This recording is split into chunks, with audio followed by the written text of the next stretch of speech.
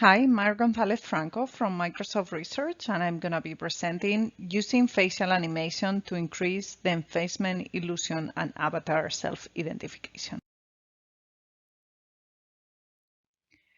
The motivation for this work is very clear. Self-identity is very strongly associated with our faces, and we're trying to figure out how can we improve that self-identity on avatars. Our self-identity is very strongly associated with our face. While this self-avatar face may not be usually visible to the user in an immersive experience, mirrors or mirrored surfaces will allow the user to inspect themselves.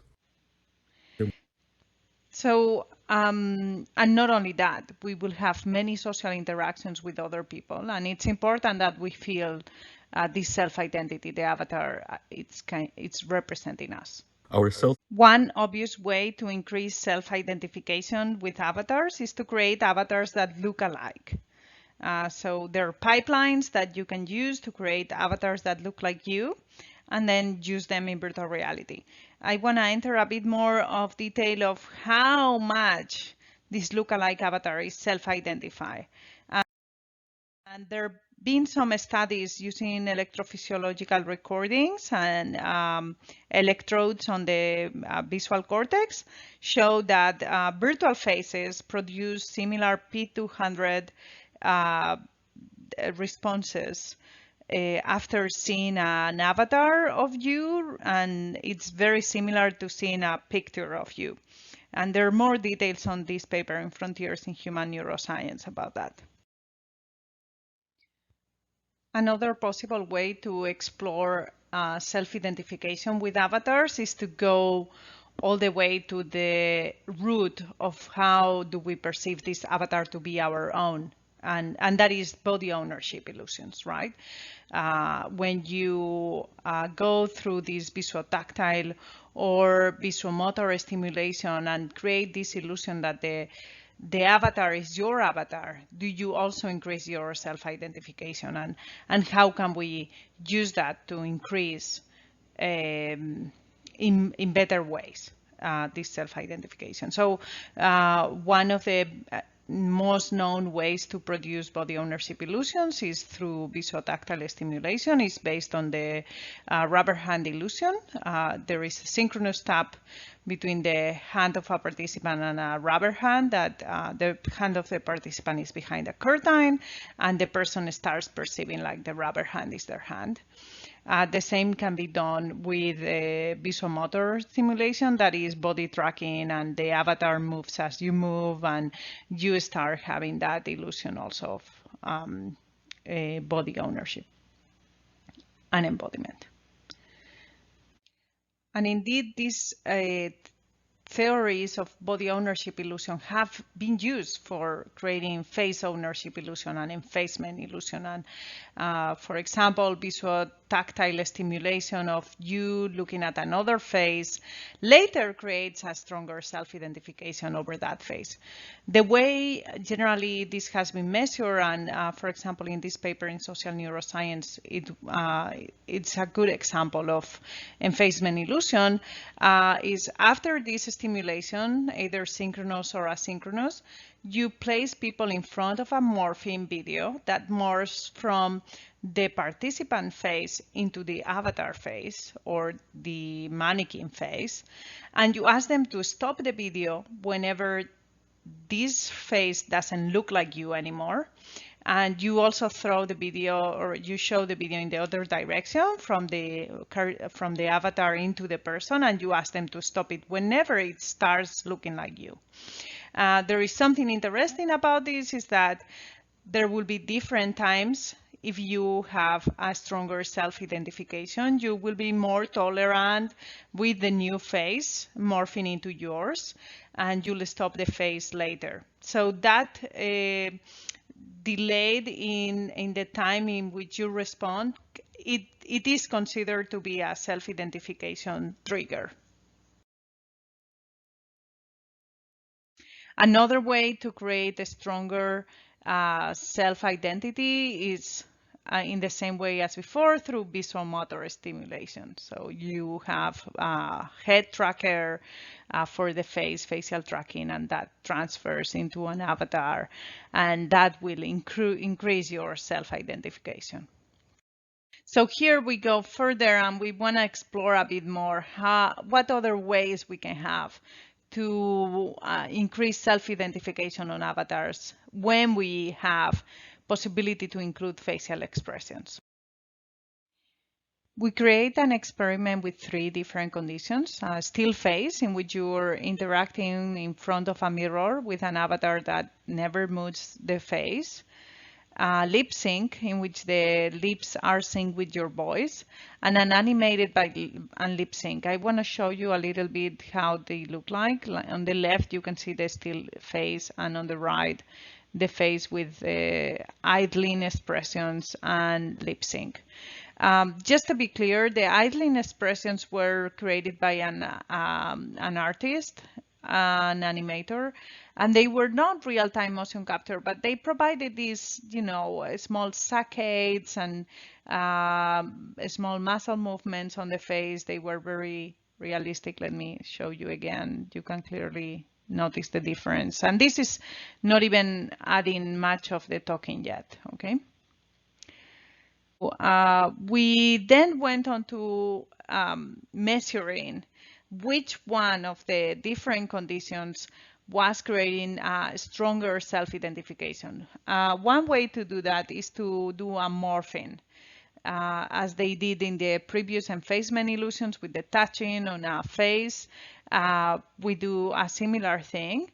Basically, we morph from the faces of the participants to the avatars, and you're gonna ask people to stop the morphing whenever they feel the avatar it's them or not longer them, like, oh, that is not longer me, when it goes from the participant to the avatar, and when it goes in the other direction is, oh, that looks like me, and then they stop. So they do that 3 times in both directions, and we figure out the point in which they stop.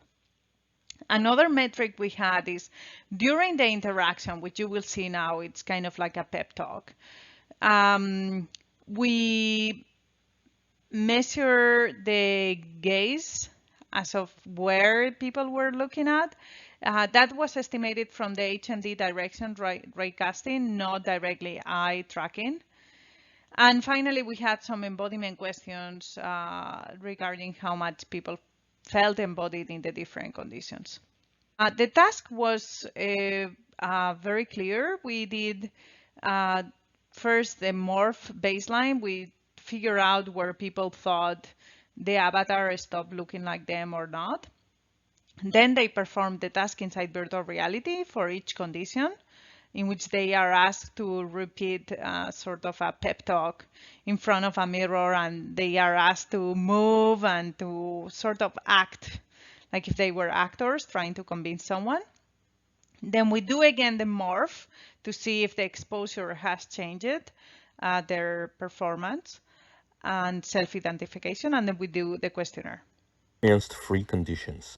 In still face condition, participant completed the experiment while the avatar face remained static. In lip sync condition, the avatar lips were moving in real time according to the speech of the participant. You might never fail In the scale I did, in the scale that I did, but some failure in life but some failures in life are inevitable. are inevitable. In idle plus lip sync condition, the avatar included additional eye blinks and subtle facial animation that increases the vividness of the avatar face. Talent And intelligence and intelligence never inoculated anyone never inoculated anyone against the caprice of the fate. against the caprice of the fate.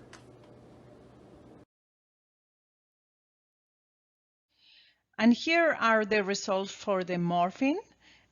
task. So first thing that it's clear here from the results is that there is an hysteresis on the self-recognition.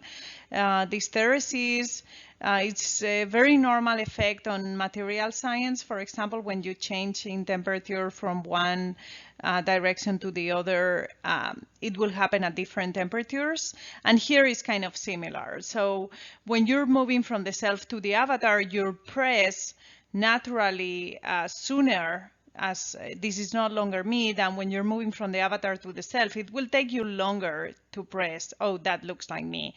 And that won't align. It won't be always 50-50. In fact, there will be a gap. And the hysteresis in itself already tells you a lot about the self-identification. And how you have room to bring them together. So the first result that we see here is that no matter in which condition, if you let me see if I can use this, all of these conditions do produce a much smaller difference in the hysteresis than the baseline condition, which is the black one. And that is significant. So there is a better self-identification on the avatars when you are after the embodiment, no matter which condition. But then if we go directly to the results here, we can see that the still phase did not create such a strong self-identification as compared to the lip sync and the animated lip sync in the in direction, which is from the avatar to the self. And in the out direction, that was even more, that the animated and lip sync was even a stronger self-identification, and all of that is significant. There are more details about the results on morphing inside the paper.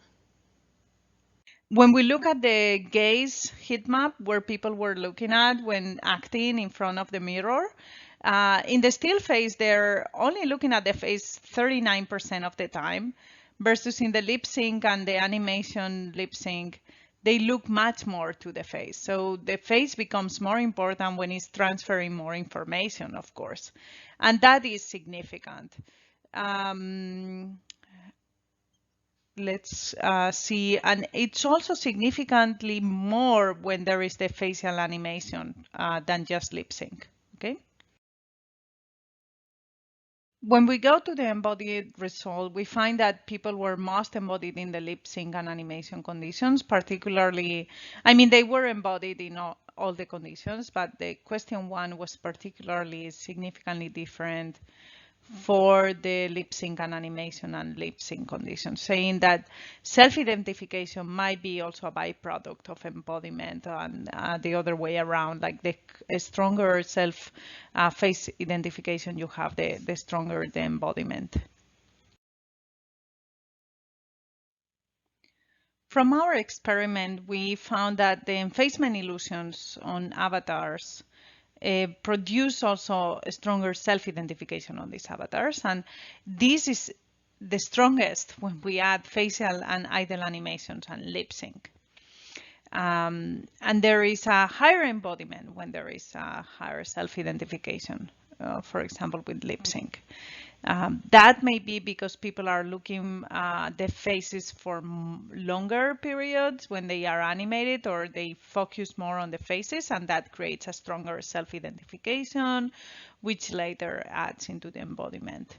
And so there are interesting effects on the enfacement illusion that go beyond just self-identification. They transfer into embodiment, and they transfer at where people look at during interactions, and this might be also relevant for telecommunications or any social interaction in which you want people to look at the other person's faces.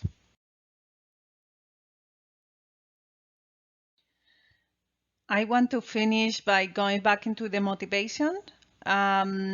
the main idea here was we wanted to explore how can we improve self-identity on avatars. And we showed that, you can have lookalike avatars and you can have a very good motion capture of the facial expressions, and that will help you in self-identifying yourself.